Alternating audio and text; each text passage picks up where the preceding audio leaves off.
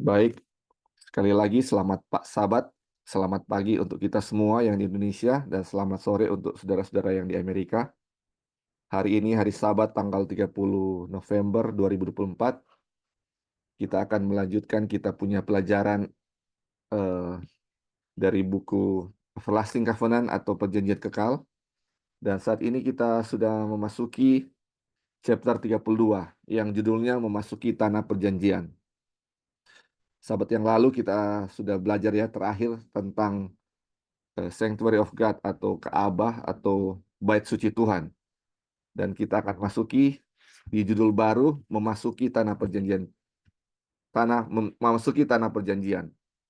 Tapi seperti biasa kita akan sedikit review apa yang sudah kita bahas waktu lalu tentang Sanctuary of God atau apa namanya?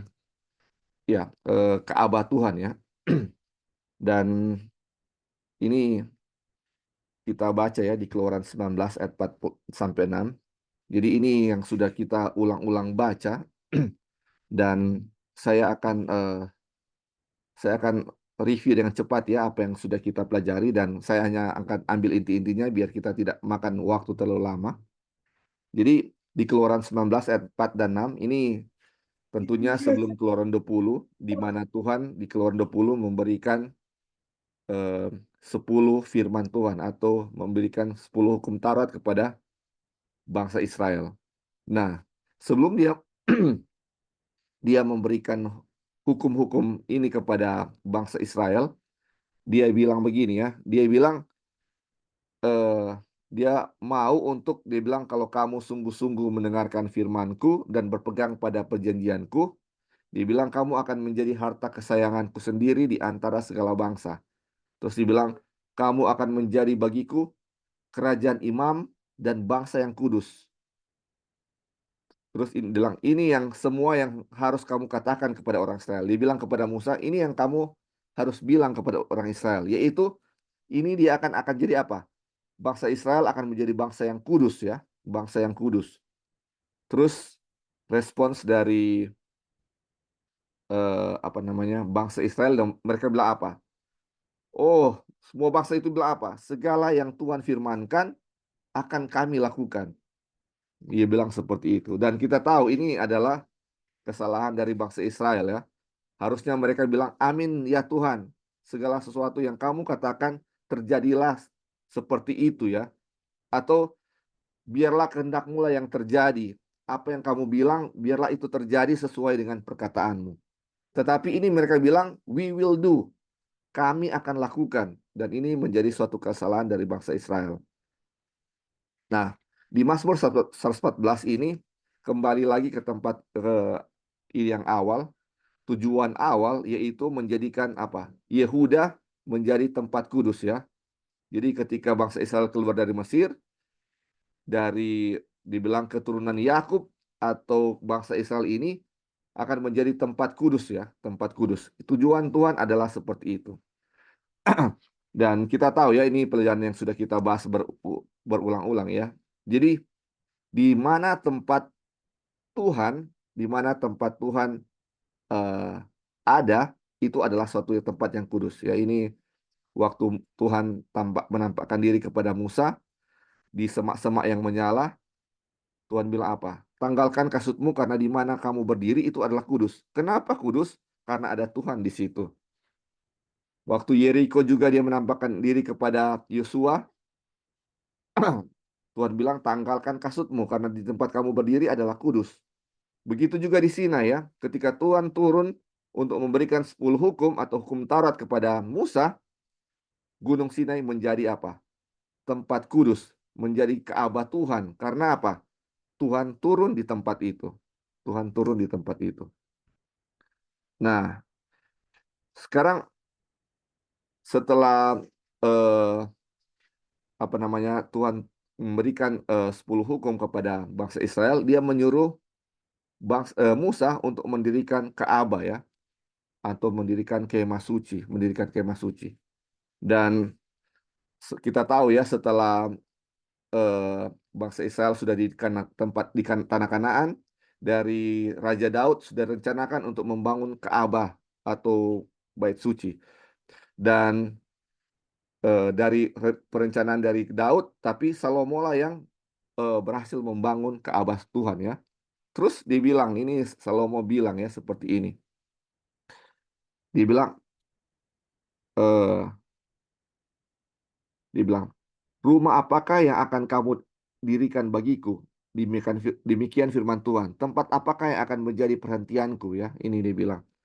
Jadi terus dibilang di 1 Raja-Raja 8:27 dibilang, tetapi benarkah Allah hendak diam di atas bumi? Sesungguhnya langit, bahkan langit yang mengatasi segala langit pun tidak dapat memuat engkau. Terlebih lagi rumah yang kudirikan ini. Jadi ini menegaskan, ini Salomo bilang, Tuhan ini bahkan langit pun tidak dapat bisa memuat engkau untuk supaya Tuhan bisa tinggal. Apalagi katanya rumah yang Tuhan dirikan ini ya. Ini sebenarnya Tuhan tidak tinggal di buatan tempat buatan manusia. Tetapi ini dibilang ya, dibilang Tuhan dibilang, aku bersemayam di tempat tinggi, di tempat kudus, tapi juga bersama-sama orang yang remuk dan rendah hati. Terus bilang, Allah yang hidup berdiam di dalam rumah yang hidup, dan hanya rumah rohani yang layak bagi dia yang adalah roh. Jadi, dia bilang, the living God dwells in a living house, and only spiritual house befits him who is spirit. Jadi, Tuhan adalah roh, dan dia hanya layak di rumah rohani, atau spiritual house, dibilang seperti itu ya. Dan ini, dan di mana sebenarnya yang tempat yang layak Tuhan tinggal? Apakah tempat yang seperti Ka'bah yang Salomo bangun? Sedangkan Salomo bilang, mana mungkin Tuhan membangun mana mungkin Tuhan mau tinggal di suatu tempat yang dibangun oleh manusia? Sedangkan ini dibilang Tuhan hanya mau tinggal di tempat atau di rumah rohani yang atau living house ya. Dan kita lihat ya, dan hanya rumah rohani yang cocok atau layak bagi dia yang adalah roh. Rohani untuk dia yang adalah roh. Terus di 1 Petrus 2 ayat 4 dan 5 ini dibilang bahwa batu yang hidup yang memang dibuang oleh manusia tetapi yang dipilih dan dihormat di hadirat Allah. Dibilang, dan biarlah kamu juga dipergunakan sebagai batu hidup untuk pembangunan suatu rumah rohani. Nah, saudara-saudara, tadi dibilang bahwa hanya living house atau rumah rohani yang cocok untuk atau layak bagi Tuhan Allah yang adalah roh. Dan dibilang ini, kita ini sebagai batu yang hidup untuk membangun rumah rohani bagi suatu imamat kudus untuk mempersembahkan persembahan rohani yang karena Yesus Kristus berkenan kepada Allah. Jadi kita ini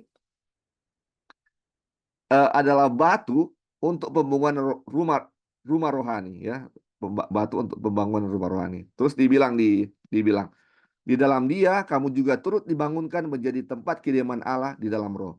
Jadi kita ini dirancang sebagai apa? Tempat tinggal dari Tuhan yang adalah roh. Tuhan yang adalah roh. Bukan suatu bangunan ya. Terus kita sudah baca ya ini ayat. Ini dia bilang, tidak tahukah kamu bahwa tubuhmu adalah bait Roh Kudus yang diam di dalam kamu. Roh Kudus yang kamu peroleh dari Allah. Dan bahwa kamu bukan milik kamu sendiri. Nah ini dia ya. Dibilang sebab bait Allah adalah kudus dan bait Allah itu adalah kamu. Jadi sebagaimana tadi ya dibilang,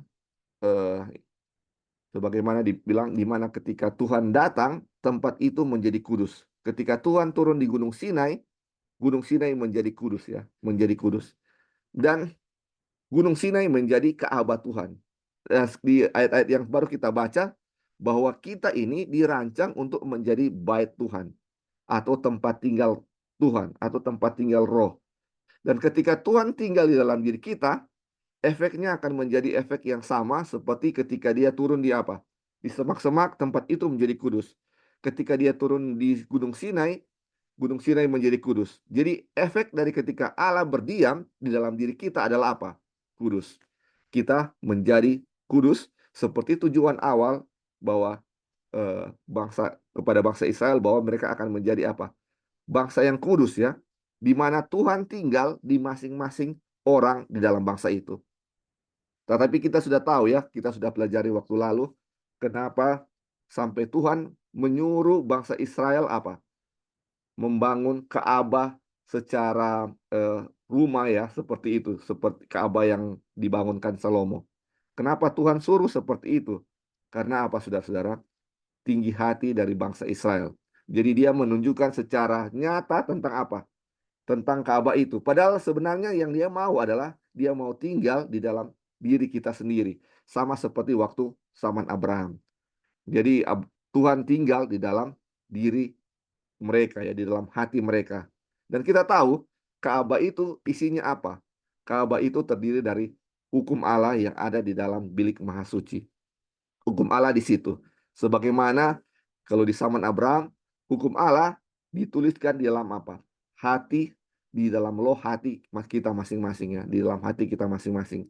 Tetapi sekarang karena tinggi hatinya dari bangsa itu, dia menyuruh membangun Ka'bah dan hukum itu ditaruh di situ dan hukum itu selalu menjadi apa? Saksi untuk menentang orang-orang yang melanggar kepada hukum Taurat itu atau melanggar atau menentang kepada bangsa itu yang mencoba untuk menurut hukum Tuhan bukan dari hati tetapi apa? Dengan kekuatan mereka sendiri ya.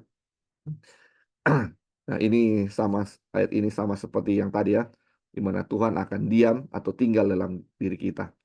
Nah, contoh kedua ini tentang tahta atau tempat tinggal Tuhan di surga ya. Ini sudah kita baca waktu lalu, di mana di tempat tinggal Tuhan di surga itu atau tahta Tuhan di surga itu ada seperti roda-rodanya, roda-roda ya, yang kita bisa baca di 1 Yeskiel 1. Dan diceritakan di Yeskiel 1 ini bahwa kemanapun Tuhan mau pergi, tahta itu selalu mengikutinya. Jadi nggak perlu diperintahkan, tetapi sudah menjadi satu pikiran ya. Pikiran Tuhan ada dalam tahta itu, sehingga kemanapun Tuhan pergi, tahta itu selalu mengikuti. Jadi mereka ini bilang ya, ke arah manapun roh itu hendak pergi, ke sanalah mereka pergi, atau tahta itu pergi. Jadi tahta Tuhan di surga dan di bumi adalah tahta Tuhan adalah manusia itu sendiri. Ketika kita menjadi tahta Tuhan, hati kita atau pikiran kita menjadi sama dengan pikiran Tuhan. Kemanapun Tuhan menghendaki kita pergi, kita akan berjalan ke situ. Karena kita sudah tahu kehendak Tuhan seperti apa ya. Karena Tuhan, kita adalah tahta Tuhan. Itulah yang mau coba dikatakan oleh chapter ini ya. Dibilang ini, roh Allah pergi ke suatu tempat dan tempat itu tahta Allah langsung bergerak.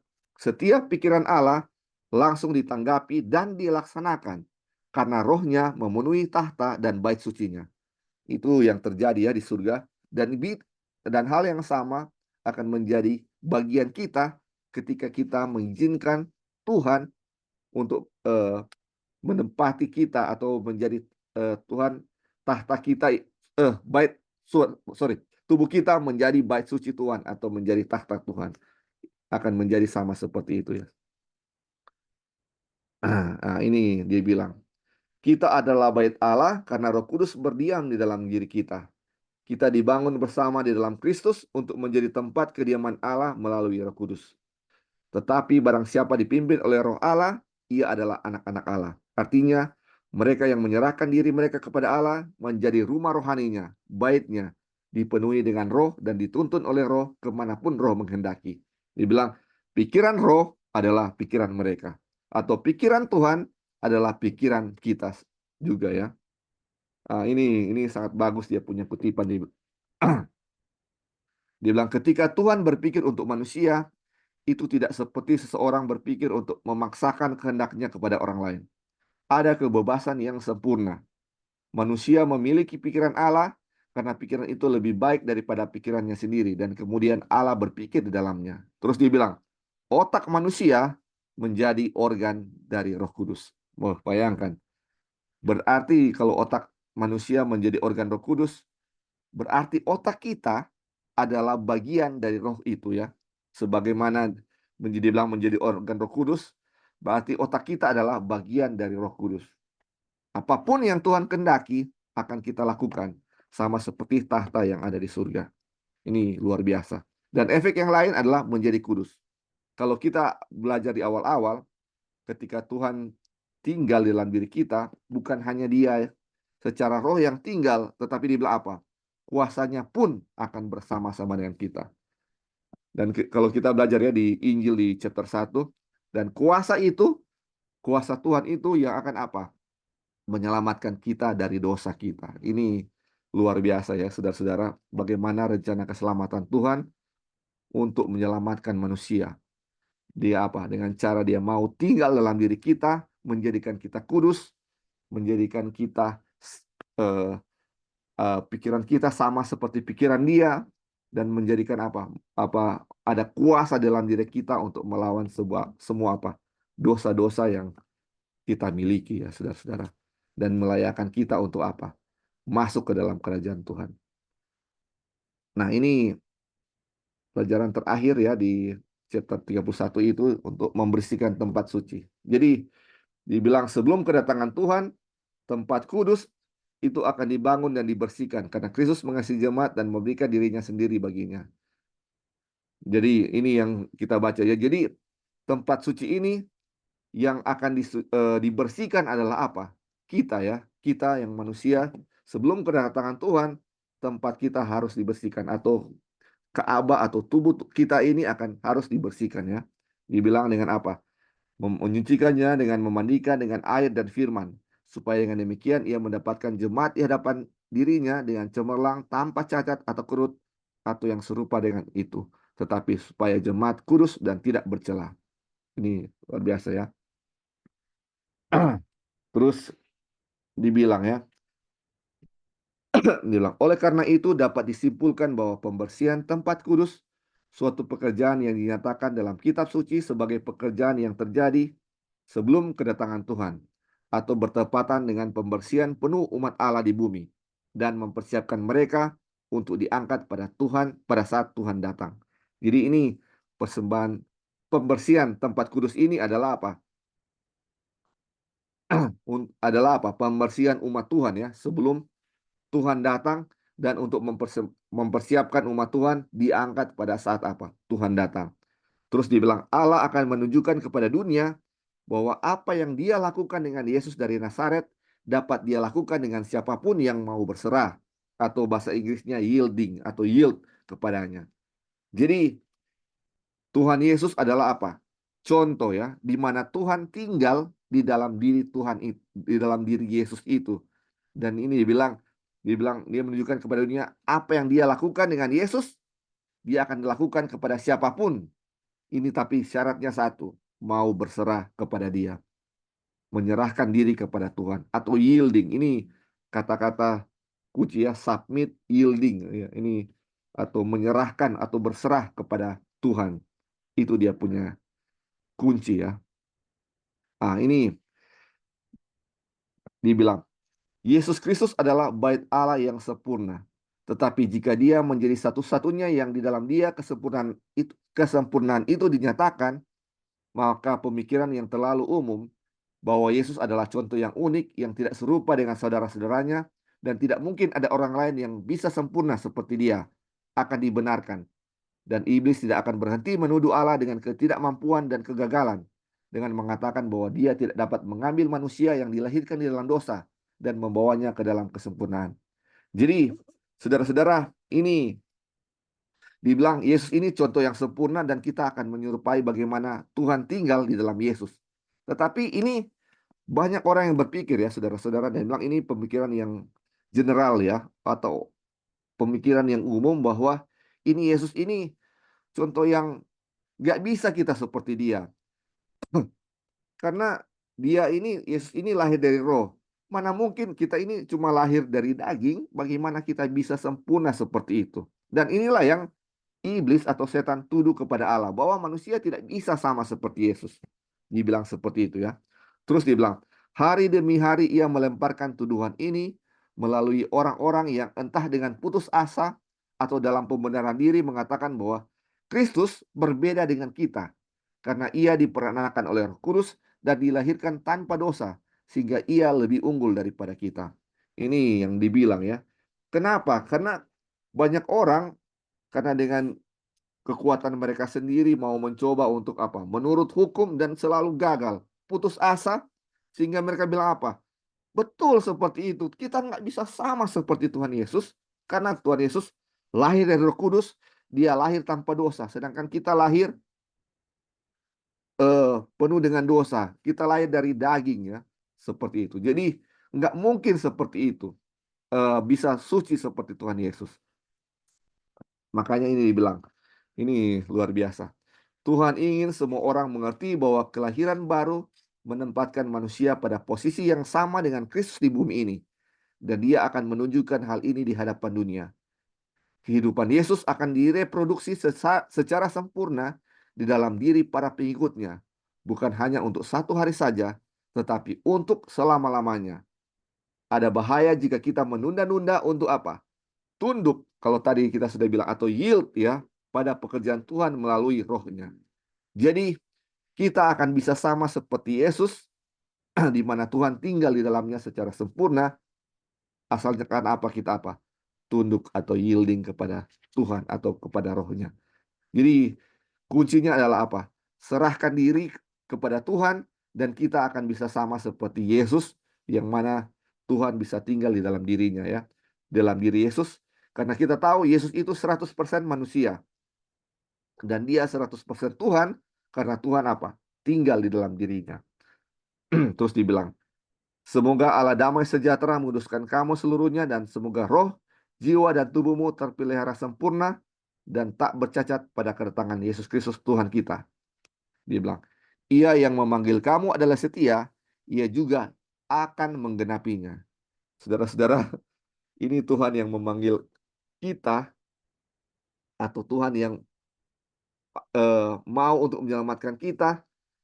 Ini dia yang panggil, dia yang akan selamatkan. Kadang-kadang kalau misalnya ini ya, kadang-kadang kita pikir ketika Tuhan panggil kepada kita, kita yang harus menggenapi apa yang dia panggilan kita. Ketika dia panggil, oh kita yang harus berusaha untuk memenuhi panggilannya. Tetapi ini berbeda, saudara-saudara. Ketika dia panggil, dia pun yang akan membuat kita datang kepada dia. Bagian kita hanya apa? Berserah kepada Tuhan ya. Tidak ada usaha apapun dari diri kita, hanya tunduk kepada apa? Kepada Tuhan. Hanya tunduk kepada Tuhan. Dan kita akan menjadi apa? Tempat tinggal Tuhan, atau sanctuary of God, atau tempat kudus Tuhan. Dan kalau ketika tempat kudus Tuhan tinggal dalam diri kita, kita menjadi tempat kudus Tuhan secara penuh. Hal-hal yang sudah kita bahas tadi, untuk menjadi umat kudus, menjadi pikiran kita adalah pikiran Kristus, atau pikiran Kristus menjadi pikiran kita, dan kuasa yang di mana Tuhan tinggal bukan cuma dia tinggal, tapi kuasanya pun akan menjadi bagian kita. Ini efek-efek dari di mana Yesus tinggal ini akan menjadi sangat luar biasa. Dan inilah ia akan melayakkan kita untuk diangkat ketika Tuhan datang pada kali yang kedua. Oke, sampai di sini saudara-saudara, ini review waktu pelajaran kemarin. Mungkin ada yang mau tambahkan dalam review ini, mungkin ada yang kurang dari apa yang sudah kita pelajari, saudara-saudara bisa tambahkan sebelum kita lanjut untuk pelajaran sahabat ini. Boleh Iya, silakan. tambahkan sedikit. Iya. Oke, tadi kita dengar bahwa Tuhan adalah roh dan dia tinggal dalam tubuh yang rohani kan, Li? Iya, betul. Tubuh yang rohani. Tapi kalau orang mau pelajari di Matius pasal 5 ayat 3, di sana dikatakan blessed are the poor in spirit. Jadi diberkatilah atau berbahagialah orang yang miskin rohani dalam roh. Yang bahasa aslinya makarios. Makarios itu adalah kebahagiaan yang paling dalam sekali karena kita punya hubungan yang baik dengan Tuhan. Dan tadi juga Lali baca tentang Tuhan tinggal di orang yang remuk hatinya kan. Jadi artinya orang punya tubuh rohani tapi bukan rohani yang kayak suci lah begitu. Iya. Kayak orang ada menyombongkan bahwa orang ini sudah rohani sekali. Bahkan Tuhan tinggal pada yang poor in spirit, yang miskin dalam kerohanian. Karena di Matius 5 ayat 3 bilang, orang yang poor in spirit yang memiliki kerajaan Allah. Jadi, orang mesti sadari bahwa kehadiran Allah dalam kehidupan kita, di mana kita menyadari bahwa kita ini poor in spirit. Iya. Jangan merasa bahwa kita memang ini sudah suci sekali dan Tuhan layak tinggal dalam orang punya kehidupan. Iya, Bahkan tadi dibilang orang yang remuk hatinya Tuhan tinggal di situ. Orang yang merasa poor in spirit, Tuhan bilang makarios, berbahagia, diberkati. Nah, itu aja li tambahan li. iya, iya, terima kasih, Nam. Jadi betul sekali ya. Jadi ini dia bilang, ini syaratnya kita untuk Tuhan tinggal adalah yielding kan atau tunduk kepada Tuhan. Jadi kenapa bangsa Israel mereka nggak tunduk kepada Tuhan sehingga mereka tujuan yang awal waktu itu untuk menjadikan mereka bangsa yang kudus tidak bisa tercapai. Sehingga Tuhan menyuruh mereka membangun Ka'bah secara fisik ya, secara literal. Karena apa, sudah? Karena tinggi hati. Jadi salah satu bagaimana supaya Tuhan bisa tinggal adalah bagaimana kita rendah hati ya atau poor in spirit, merasa tidak mampu, tidak layak sehingga kita mau supaya Tuhan yang akan memampukan kita atau Tuhan bisa tinggal dalam diri kita. Kalau kita tinggi merasa kita mampu sama seperti bangsa Israel, tidak bisa Tuhan datang ya saudara-saudara, tidak bisa Tuhan datang dan tinggal dalam diri kita. Sehingga ada Ka'bah yang dibangun dan hukum yang ditaruh di Ka'bah itu yang menjadi saksi untuk selalu melawan mereka yang tinggi hati, yang merasa bahwa mereka bisa untuk melakukan apa yang Tuhan perintahkan. Sehingga sama seperti di ayat awal yang kita sudah baca, ketika Tuhan bilang, aku akan menjadikan bangsa yang kudus, kamu bangsa yang kudus, imamat yang rajani. Terus mereka bilang apa? Segala sesuatu yang Tuhan perintahkan akan kami lakukan kan. Karena tinggi hati mereka rasa mereka bisa. Bahkan di zaman Tuhan Yesus dibilang, apalagi akan kami lakukan supaya kami bisa layak kepada Tuhan. Aduh, ini luar biasa ya. Ini mereka merasa bahwa keselamatan itu adalah usaha mereka atau dari perbuatan-perbuatan mereka. Karena kita juga harus tahu ya, ketika bangsa Israel di Mesir, apa yang mereka lakukan adalah segala sesuatu untuk menyenangkan dewa-dewa dengan apa yang mereka lakukan. Tetapi Kristus atau Tuhan itu sangat berbeda sekali dengan dewa-dewa itu yang harus disenangkan dengan cara-cara seperti itu ya. Itu sangat berbeda. Ah, Oke, mungkin ada lagi yang mau tambahkan sebelum kita lanjut.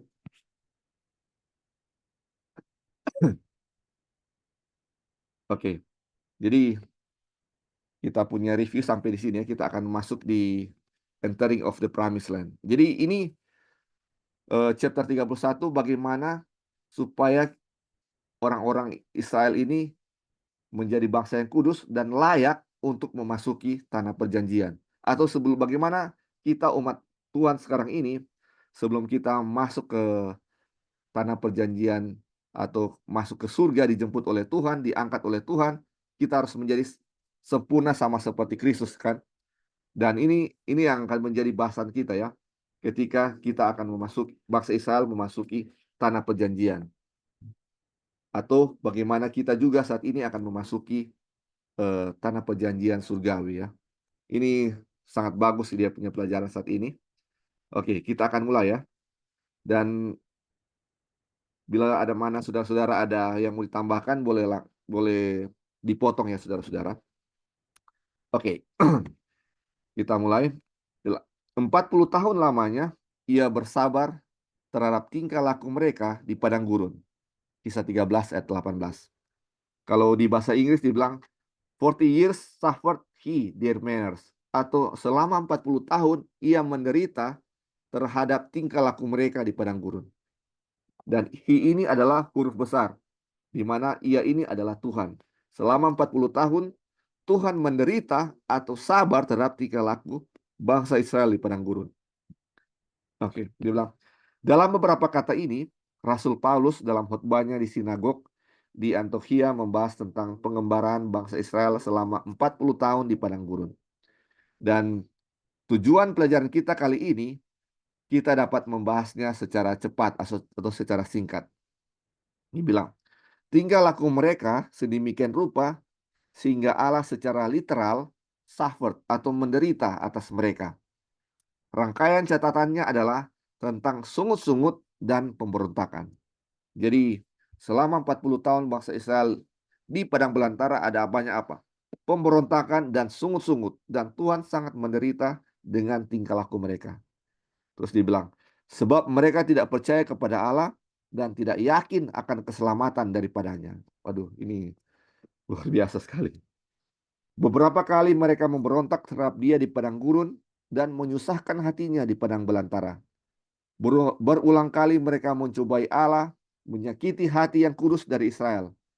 Mereka tidak ingat kepada kekuasaannya, kepada hari ia membebaskan mereka daripada lawan.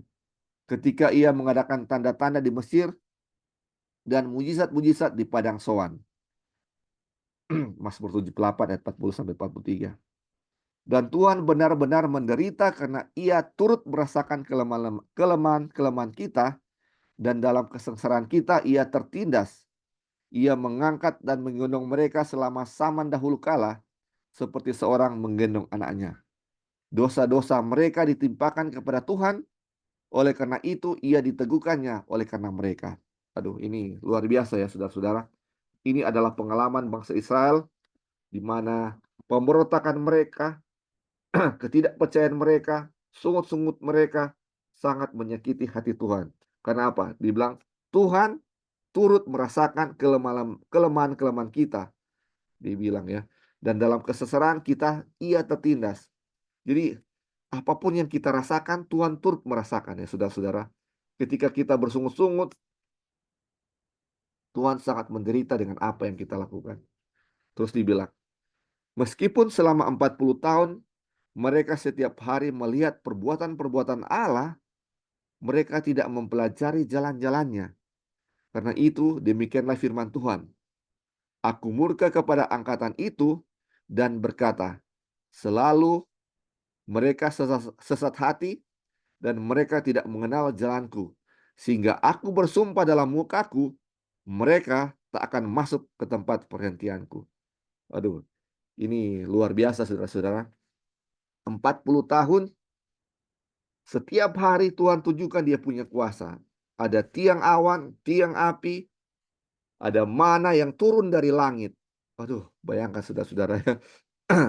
Dan mereka terus apa? Bersungut-sungut kepada Tuhan. Tidak percaya kepada Tuhan. Makanya dia bilang, aku bersumpah dalam murkaku, mereka tak akan masuk ke dalam tempat perhentianku.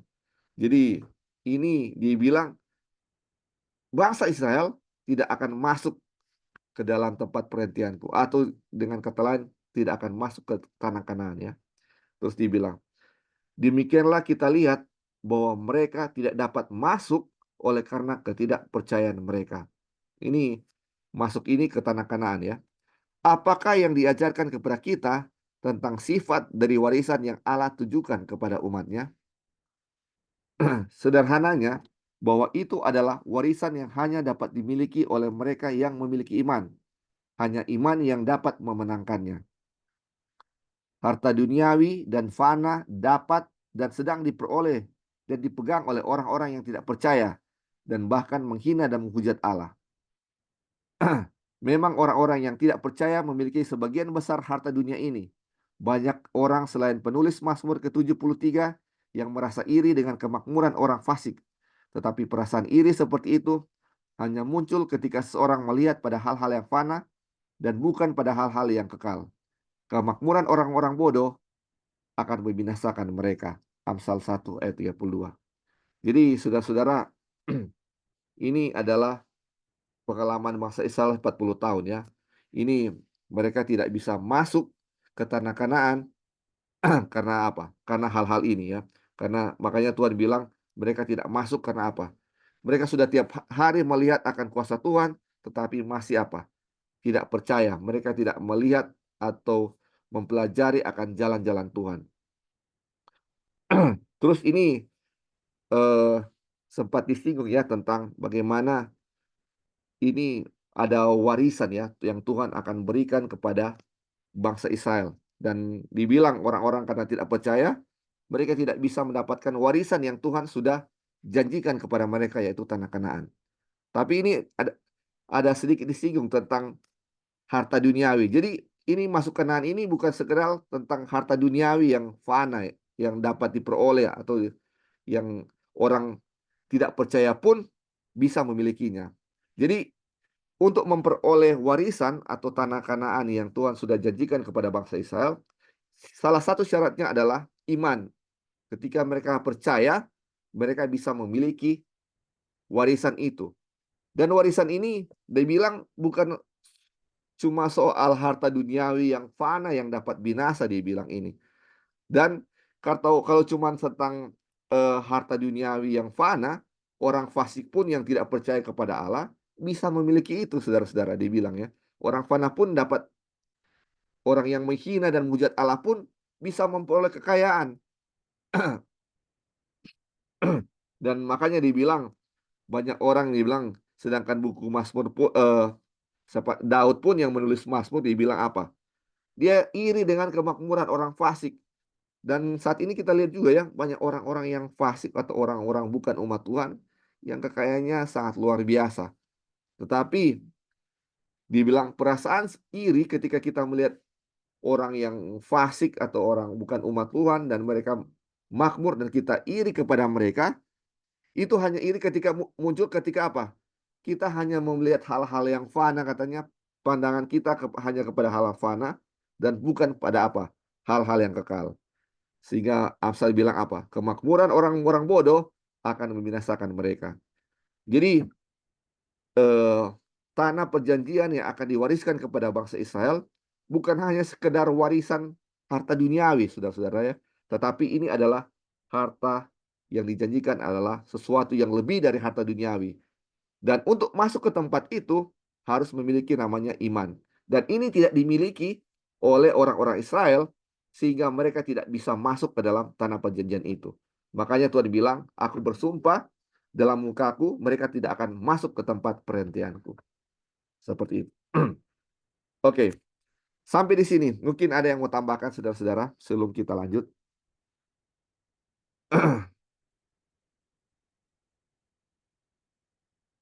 Oke, kalau belum kita lanjut ya.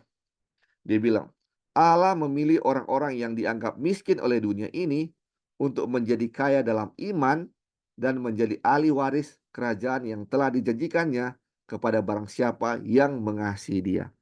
Jadi ini Tuhan dibilang, yang Tuhan pilih adalah kaya dalam iman. Walaupun miskin di dunia ini, tapi kalau kaya dalam iman, itu adalah Allah. Apa? Ahli waris kerajaan yang Tuhan telah janjikan kepada kita ya, saudara-saudara. Terus dibilang, kerajaan itu bukan dari dunia ini, tetapi suatu negeri yang lebih baik atau a better country ya dibilang, yaitu negeri surgawi yang dinanti-nantikan oleh para bapa leluhur.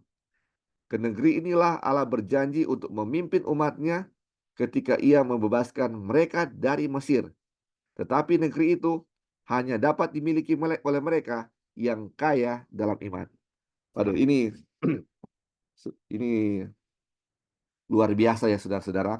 Ini adalah perjanjian yang Tuhan telah berikan kepada umat Tuhan mulai dari Abraham bahkan sampai kepada bangsa Israel, bahwa mereka akan memiliki tanah perjanjian ya, atau memiliki suatu tanah ya, suatu tanah atau suatu negeri.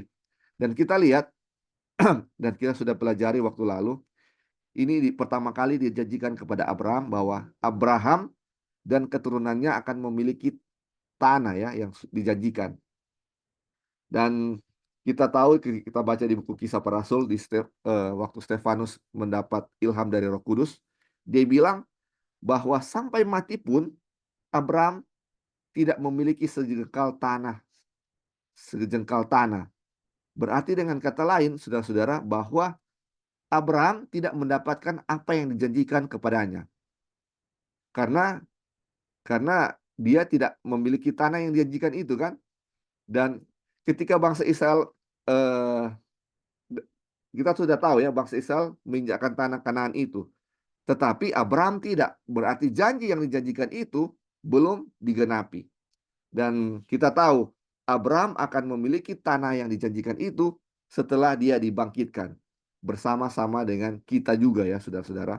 Jadi suatu yang dijanjikan ini bukanlah sekedar Kanaan secara literal, tetapi Kanaan secara spiritual. Di mana Abraham pun akan memiliki tanah itu bersama-sama dengan keturunannya. atau bersama-sama dengan kita.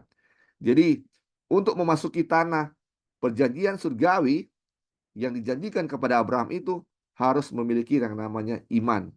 Jadi ketika kita memiliki iman, kita bisa apa? Memiliki tanah yang dijanjikan kepada Abraham itu. Dan itu secara spiritual ya saudara-saudara. Dan ini kepada bangsa Israel, mereka juga akan memiliki apa namanya tanah warisan secara literal, yaitu tanah Kanaan duniawi ya, yang kita sudah tahu mereka akan masuki ya. Dan untuk memasuki yang literal ini pun mereka harus memiliki iman untuk bisa masuk ke dalam tanah Kanaan yang secara literal itu yang ada di Palestina sana ya saudara-saudara. Harus memiliki iman. Terus kita lanjut dibilang begini. Waktunya telah tiba ketika Tuhan dapat melaksanakan rencananya dengan umatnya. Orang-orang yang tidak percaya yang telah mengatakan bahwa anak-anak mereka yang masih kecil akan mati di padang gurun telah binasa.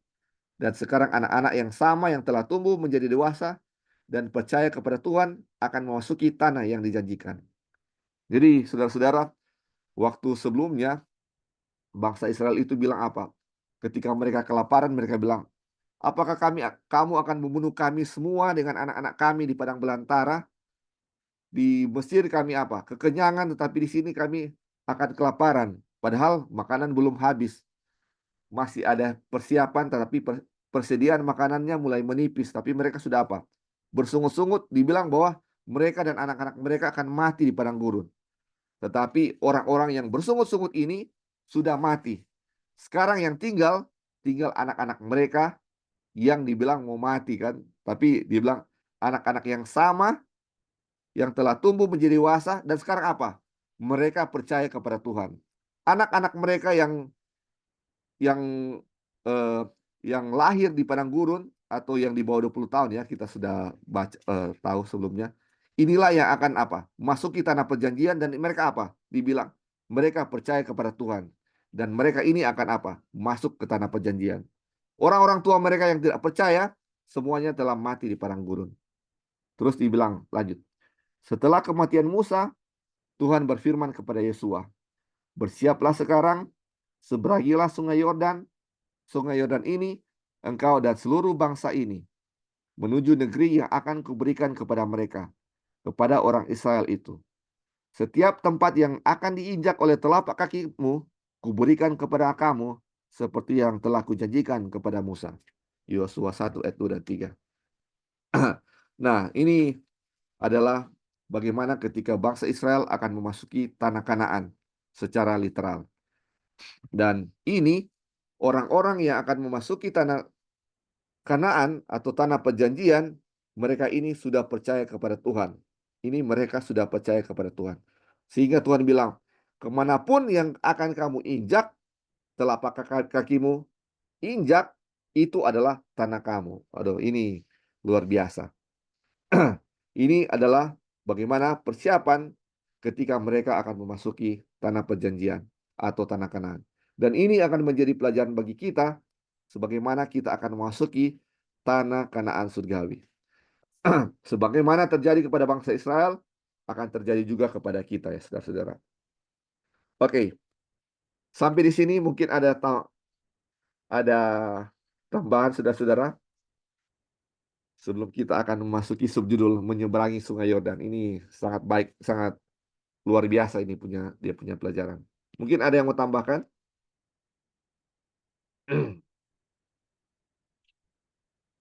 Oke. Kalau belum ada, kita lanjut ya. Ini subjudulnya menyeberangi Yordan atau Sungai Yordan. Bisa tambah sebentar. Oke, ya silakan. Ya, jadi kita lihat pengalaman bangsa Israel. Pertama kali kan mereka tidak masuk ya. Iya. Dan kemudian sekarang udah mau kedua kali gitu. Iya. Dan kita tahu pelajaran perjalanan bangsa Israel dulu kan diulang lagi di zaman kita. Dan kita tahu ya teman-teman sejarahnya di mana seharusnya Tuhan Yesus datang, seharusnya undang-undang hari Minggu sudah keluar, Tuhan datang, tetapi sangat disayangkan adalah pekabaran yang Tuhan berikan kepada umatnya tidak diterima. Jadi umat-umatnya belum siap untuk membawakan laut kerajaan atau seruan nyaring ke dunia. Dan kita lihat ya bagaimana pelajaran bangsa Israel dulu, kenapa mereka nggak masuk gitu. Itu kan pertanyaannya. Karena itu pelajaran untuk kita di saat ini gitu loh. Kenapa mereka nggak masuk? Ternyata sangat simpel, tapi justru dengan sangat sederhana itu malah membuat apa ya sangat susah, karena kita pikir apa namanya untuk bisa masuk di tanah Kanan itu harus ada sesuatu yang complicated yang kita harus bikin gitu. Harus ada usaha-usaha yang gimana gitu untuk bisa masuk gitu.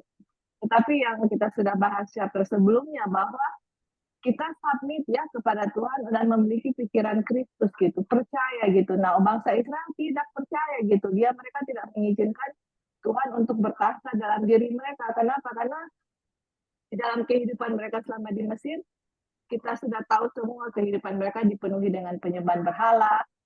Ada hal-hal yang mereka harus lakukan untuk menyenangkan dewa-dewa, harus begini, harus begitu. Tetapi kita tahu bahwa di zaman bangsa Israel, untuk tanah itu menjadi kudus, harus ada kehadiran Kristus di situ gitu. Iya. Dan untuk kita menjadi kudus, harus ada kehadiran Kristus. Tetapi apa yang menghambat kehadiran Kristus hadir dalam diri kita adalah pikiran-pikiran karnal ya, atau pikiran-pikiran daging yang tidak membiarkan Kristus untuk mengendalikan pikiran kita, atau Roh Kudus mengendalikan pikiran kita, karena itu tidak percaya kuasa Tuhan Yesus itu gitu. Kita lebih percayakan usaha-usaha kita sebagai manusia. Nah, itulah yang menjadi penyebab utama bangsa Israel nggak masuk. Dan kita lihat bahwa setiap hari Tuhan kasih turun mana, setiap hari Tuhan kita lihat mujizat yang dari Tuhan. Tapi nggak percaya gitu loh. Jadi kita juga di zaman ini ya, kita tahu sejarah kita teman-teman, sejarah bangsa, sejarah Advent. Kita tahu kenapa Tuhan tidak datang, karena mereka menolak pekabaran yang dibawakan yang sedang kita pelajari sekarang ini teman-teman. Jadi Tuhan dengan mersinya memberikan kembali lagi pekabaran yang sama untuk kita. Kenapa? Karena sejarah dulu, karena pekabaran apa lagi yang membuat kita masuk gitu, kalau kita mau pikir. Ya ini untuk benar-benar kita submit sama Tuhan, menaruh kita punya glory di tanah, menaruh kita punya semua usaha-usaha untuk membiarkan Tuhan yang bekerja, karena nggak ada satupun usaha kita untuk bisa kita jadi suci, nggak ada, semua harus hanya dari Tuhan. Dan kalau Tuhan berdiam dalam kita, kita tahu kita punya pikiran itu akan dikontrol sama Tuhan. Kehendak Tuhan menjadi kehendak kita juga, kita akan jalan sama-sama gitu, seperti kita sudah bahas waktu lalu ya, di mana roh Tuhan itu bergerak, itu roda-roda juga bergerak, itu sama di satuan dia dalam kita. Tuhan mau kemana, kita juga ke situ. Nah, seperti itu yang Tuhan inginkan sebelum dia datang kedua kali. Itu yang dia inginkan di umat-umatnya. Dan kita harus percaya itu dan mau Tuhan berdiam dalam diri kita. Kalau nggak akan bisa terjadi kehendak Tuhan dalam diri kita. Dan nggak ada umat-umat yang akan disiapkan untuk menyerukan laut kerajaan. Dan Sandelo nggak akan keluar-keluar, teman-teman. Kita cuma mau bilang ya, di mana-mana orang preach, oh Sandelo is coming, Sandelo is coming. Udah mau datang, ini tanda-tanda bla bla bla.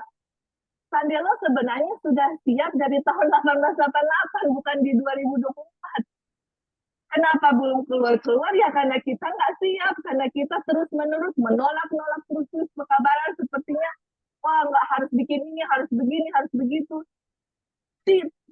Undang Tuhan dulu datang dan Tuhan akan kontrol gitu teman-teman. Bukan kita harus begini-begini dulu.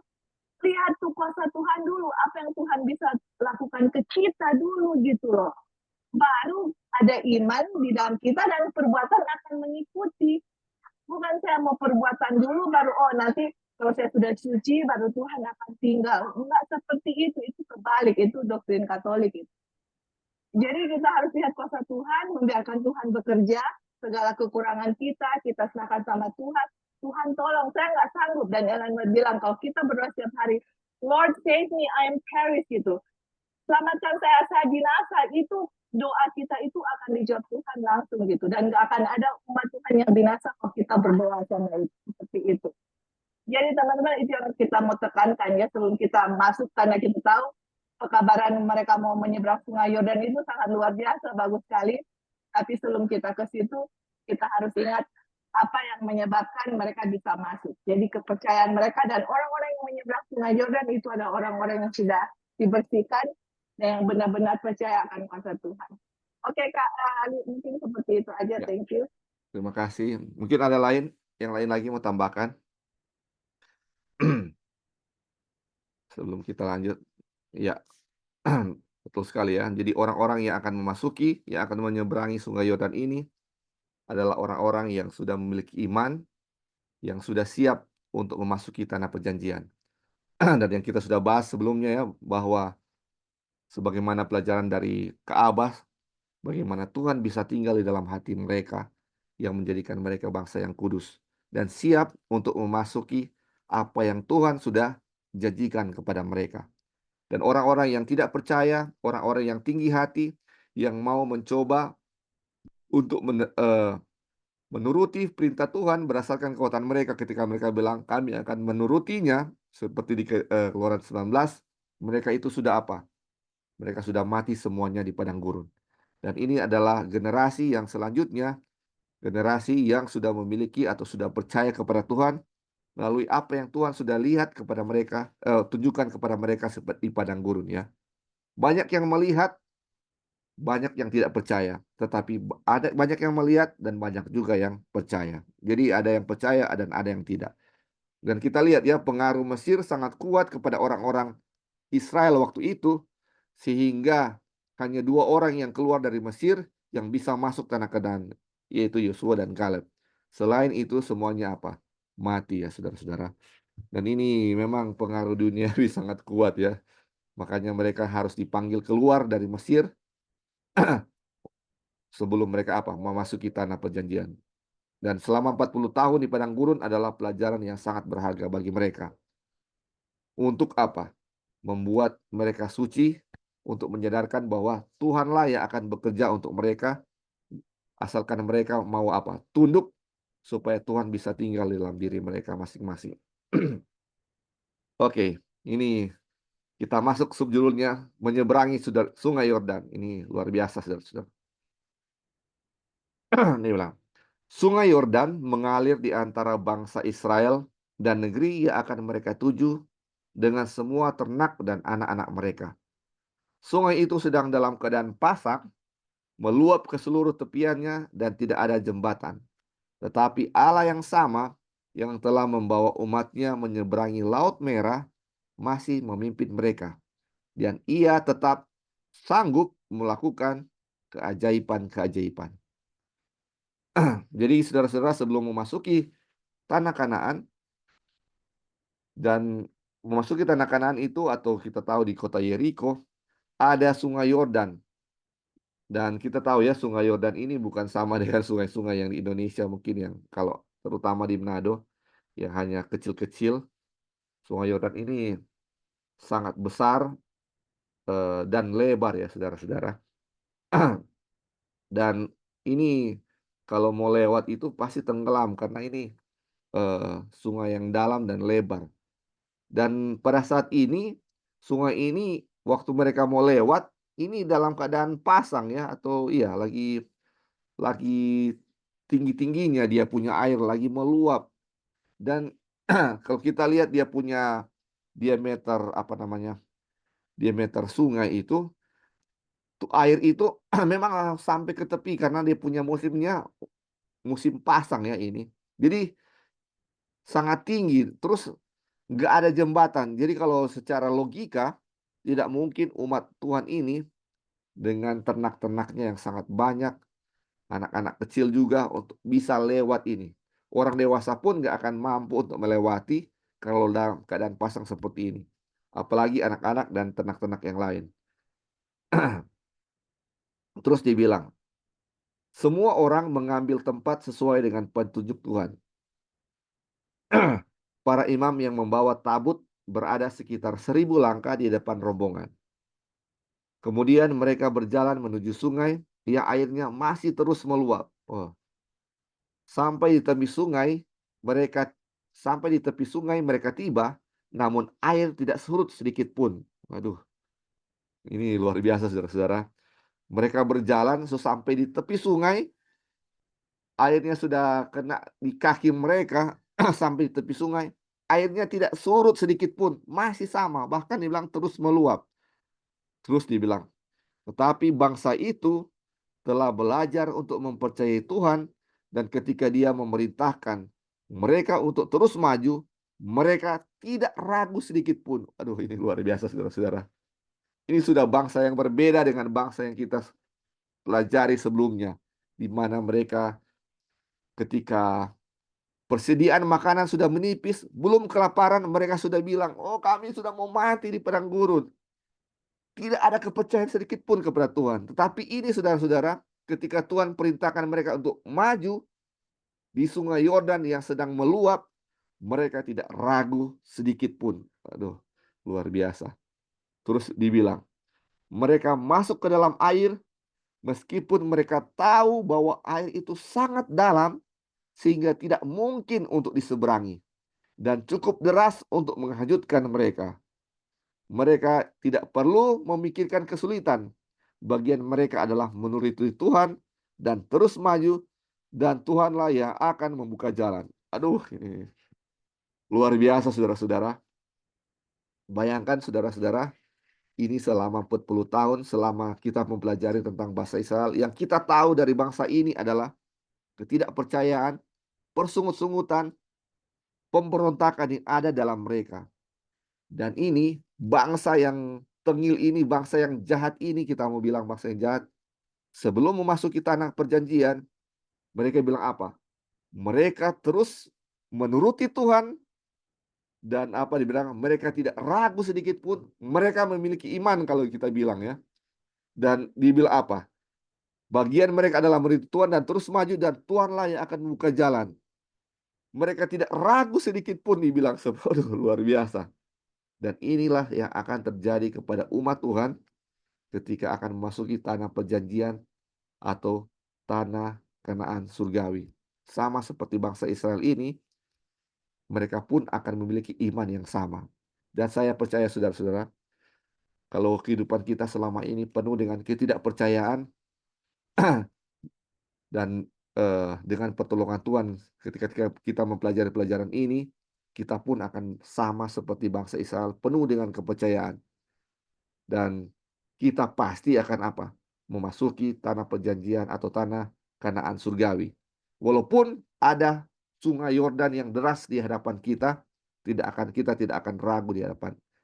Kita tidak akan ragu sedikit pun. Karena kita percaya Tuhan yang akan membuka jalan. Ini luar biasa. Saudara-saudara, sampai sini ada yang mau memberi komentar atau tanggapan? Kalau Li, Ya, silakan. lucu ya kalau baca. Jadi kalau coba bayangkan kalau ini orang Israel yang belum percaya gitu, terus Tuhan izinkan lewat Sungai Yordan, baru kakinya masuk di dalam, mungkin udah berteriak baru balik lagi gitu. Tapi orang-orang yang sudah percaya ini, kita nggak tahu ya bacaan terus, tapi yang kita tahu dia punya cerita bahwa mereka air udah mau tenggelam, baru Tuhan membelah dia punya air kan. Itu nanti kita akan ada kan nanti seterusnya. Ini belum sampai ke situ kan? Iya. Jadi mereka total percaya sama Tuhan gitu loh, bahwa Tuhan akan membiarkan mereka binasa, mereka akan maju. Pokoknya kalau Tuhan bilang jalan-jalan, mau tenggelam ya udah istilahnya, dan seperti itu. Jadi mereka sudah percaya bahwa Tuhan yang akan take care, mereka percaya akan kuasa Tuhan gitu. Ini umat-umat yang memang sudah melewati yang 40 tahun sudah binasa, yang bersungut-sungut. Ini adalah generasi yang lahir di padang belantara, dan mereka melihat akan kuasa Tuhan, dan mereka learn from the experience gitu. Jadi kita juga teman-teman learn dari kita punya experience. Kenapa Advent dulu Tuhan nggak jadi datang? Kenapa? What's going on gitu loh.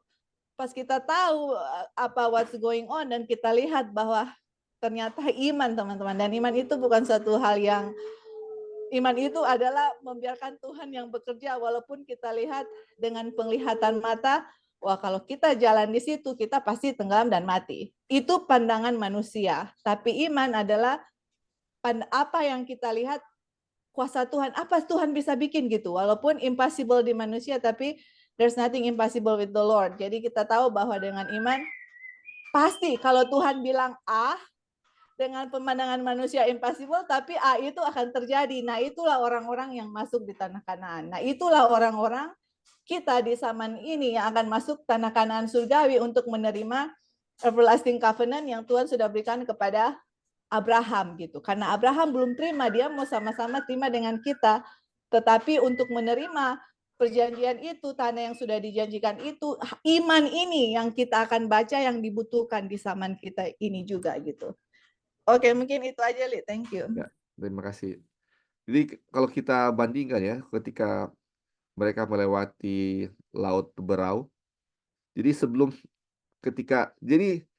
ketika mereka sampai di waktu di Laut Berau itu, mereka belum melangkah, laut sudah terbelah.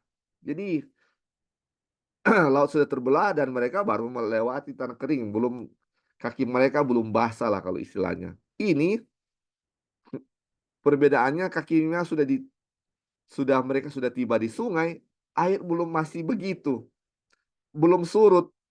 Jadi mereka harus masuk ke air, ini dia punya cerita ya saudara-saudara. Tapi mereka tidak ragu sedikit pun. Ini luar biasa dia punya. Bangsa Israel punya iman waktu itu. Waduh, ini luar biasa. Oke. Ada yang mau tambahkan lagi sebelum kita baca dia punya ayat? Oke, kalau belum ada kita lanjut ya. Ini di Yosua 3 ya, ayat 15 dan 17 dia bilang begini. Dan terjadilah segera sesudah para pengangkat tabut itu sampai ke sungai Yordan. Dan para imam pengangkat tabut itu mencelupkan kakinya ke dalam air di tepi sungai itu. Terus dibilang sungai Yordan itu sebak atau meluap ya, sampai meluap sepanjang tepinya selama musim menuai. Ini jadi lagi apa namanya? Lagi musim-musim pasang ini ya. Maka berhentilah air itu mengalir. Terus dibilang, air yang turun dari hulu melonjak menjadi bendungan jauh sekali di dekat Adan, kota yang terletak di sebelah Sartan. Sedang air yang turun ke Laut Araba itu, yakni Laut Asin, terputus sama sekali. Lalu menyeberanglah bangsa itu di tentangan Yeriko. Tetapi para imam pengangkat tabut perjanjian Tuhan itu tetap berdiri di tanah yang kering, di tengah-tengah sungai Yordan. Sedang seluruh bangsa Israel menyeberang di tanah yang kering, sampai seluruh bangsa itu selesai menyeberangi sungai Yordan. Jadi saudara-saudara, ini apa yang harus dilakukan ketika imam-imam injak itu air, baru air itu berhenti mengalir ya saudara-saudara. Terus ketika dia berhenti mengalir, tetapi air yang dari atas tetap ada terus ya saudara-saudara. Air yang airnya dari sebelah kiri mengalir ke sebelah kanan. Jadi air yang dari sebelah kiri terus mengalir dan membentuk kayak dibilang seperti bendungan ya. Dia terangkat terus dan yang sebelah kanan itu yang dia mengalir menjadi kering ya karena dia terus mengalir ke bawah. Dan itulah yang ketika waktu itu bangsa Israel terus berjalan menyeberangi sungai itu yang sudah kering. Sedangkan para imam-imam tetap berdiri di tanah yang kering di tengah-tengah sungai Yordan ya. Seperti itu. Oke. Kita lanjut ya saudara-saudara. Terus dibilang jaminan iman yang penuh. Dibilang, sungguh suatu pertunjukan iman dan kepercayaan kepada Tuhan. Dasar sungai Yordan itu kering, memang benar untuk diseberangi oleh bangsa itu. Tetapi di sebelah kanannya terdapat dinding air yang menumpuk semakin tinggi dan lebih tinggi lagi tanpa penyangga yang terlihat. Ini luar biasa ya saudara-saudara. Kalau misalnya ketika mereka menyeberangi Laut Teberau, jadi di kiri dan kanan ketika Tuhan membuka Laut Teberau itu, seperti ada tembok ya, kiri dan kanan. Kalau ini temboknya misalnya airnya mengalir dari kiri ke kanan, temboknya hanya ada di sebelah kiri. Dan temboknya itu karena karena air itu terus mengalir, tembok dinding air itu lebih lama lebih tinggi ke atas ya saudara-saudara, bayangkan ya. Terus tanpa penyangga ini higher and higher. Jadi karena air terus mengalir, jadi dia punya dinding itu yang itu terus bertambah tinggi. Kalau mungkin di sungai di Laut Teberau itu cuman terbelah begitu ya. Tapi ini di sungai ini tembok air itu lebih tinggi dan tinggi terus ya saudara-saudara, dan mereka lewat, bangsa Israel lewat tanah yang kering atau ya di sungai atau di tanah yang kering. Karena yang di bawah terus mengalir ke bawah ya. Seperti itu yang terjadi. Ini sangat dahsyat yang terjadi. Oke, ada yang mau tambahkan sampai di sini? Ini ini yang terjadi waktu itu. Halo, Li. Ya, oke. Ya, silakan nih. Ya, mungkin tambahan yang pertama yang kita lihat di sini bahwa waktu bangsa Israel itu melewati Sungai Yordan, ada satu poin yang kita garis bawahi itu adalah dituntun oleh imam-imam kan? Iya, Imam-imam kan yang duluan, mereka yang Iya, membawa tabut perjanjian. Jadi kita lihat teman-teman bahwa yang akan kita lihat juga ya, dan kalau kita lihat yang melambangkan iman-imam itu kan juga kita punya pemimpin-pemimpin ya. Seperti itu di zaman kita, pemimpin-pemimpin atau pendeta atau jadi kita lihat di situ bahwa di zaman kita juga emang benar juga akan ada imam-imam atau pemimpin-pemimpin yang memang sudah percaya akan kuasa Tuhan ya. Jadi kita lihat di sini walaupun kita punya gereja, kita tahu bahwa banyak orang yang tidak suka akan pemimpin atau ya talk bad about the leadership seperti itu. Tapi kita lihat di zaman bangsa Israel, pemimpin-pemimpin juga masuk tanah Kanaan. Jadi tidak semua pemimpin-pemimpin di gereja kita itu kalau kita bilang bobrok semua ya, enggak teman-teman. Ada pemimpin-pemimpin yang sungguh-sungguh, yang percaya akan Tuhan dan percaya akan pekabaran ini. Ada pemimpin-pemimpin yang Tuhan gunakan gitu loh teman-teman yang akan masuk juga di tanah perjanjian. Tidak semua kalau kita lihat ya, tidak semua pemimpin-pemimpin sepertinya satu pemimpin misalnya melakukan satu kesalahan dan akhirnya semua dicap seperti itu. Sepertinya namanya pemimpin seakan-akan semua itu bad gitu, kelihatan sangat buruk seperti itu. Tapi kita lihat di sini teman-teman, pemimpin-pemimpin bangsa Israel itu mereka memimpin, mereka yang duluan menjalan di depan bangsa Israel membawa tabut perjanjian gitu. Dan kita lihat juga ya teman-teman, akan banyak pemimpin-pemimpin juga yang akan masuk di dalam tanah perjanjian yang mana kita lihat semua ya Tuhan itu sudah purify dia punya church. Pemimpin yang murni yang Tuhan sudah purify untuk bisa masuk juga di dalam tanah perjanjian. Dan yang kedua itu kita selalu lihat ya di gambar bangsa Israel. Mereka menyeberang sungai Lautan Merah. Seperti itu ya kebanyakan gambar-gambar yang kita lihat. Tetapi yang paling dahsyat sendiri untuk kita justru yang di Sungai Yordan ini gitu loh. Yang waduh dia punya air semakin tinggi. Satu di sebelah kiri turun air di sebelah kanan. Luar biasa ya. Memang dua-dua itu sangat dahsyat ya. Memang sangat dahsyat akan kuasa Tuhan. Tetapi jarang kita lihat atau malah kita nggak pernah lihat ada satu gambar yang mereka masuk menyeberangi Sungai Yordan. Kita nggak tahu, kita hanya lihat satu gambar yang sepertinya hanya menyeberangi sungai biasa aja seperti itu, tapi ternyata gambarannya memang luar biasa di sini. Dan kita lihat di sini justru malah pernyataan iman itu dinyatakan dengan lebih jelas, yang mana mereka udah di dalam air baru Tuhan menyatakan kuasanya gitu loh. Jadi luar biasa dia punya gambaran yang terjadi di pelajaran di sini. Oke, mungkin itu aja, Li. Ya, terima kasih. Jadi kita tahu ya memang imam-imam yang dulu berjalan, tetapi kita tahu bahwa iman itu bukan cuma di para imam, semua bangsa itu memiliki kepercayaan yang sama. Nanti kita lihat ya dia punya bukti. Oke, kita lanjut ya. Dia bilang, bayangkanlah tumpukan air yang sangat besar itu yang tampaknya mengancam untuk menenggelamkan umat dan Anda akan lebih menghargai iman mereka yang dengan tenang menyeberanginya. Waduh, sepanjang perjalanan para imam berdiri dengan tenang dan tidak bergeming di tengah-tengah dasar sungai. Dan orang-orang berjalan menyeberangi tanpa merusak barisan. Aduh, luar biasa saudara-saudara. Ini dibilang coba kita bayangkan saudara ya. Ini tumpukan air yang terus meninggi di sebelah kiri. Dan bangsa itu ketika lewat, ini lewat di sungai itu, mereka berjalan dengan apa katanya? Mereka berjalan menyeberangi dengan tanpa merusak barisan. Jadi yang di belakang tidak mau berusaha mendahului ya. Oh, takut-takut ini air kalau tiba-tiba runtuh ke kita, baik-baik kita bisa mati tenggelam ya. Jadi mereka berjalan dengan tenang. Imam-imam yang di tepi sungai juga apa?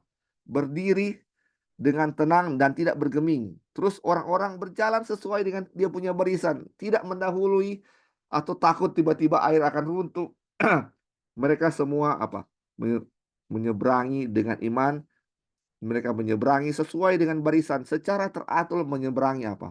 Sungai Yordan itu. Tidak ada cepat-cepat mau lewat itu supaya aduh kalau tiba-tiba air turun itu air tiba-tiba turun kita nggak tenggelam di situ seperti yang ketika mereka melihat ketika apa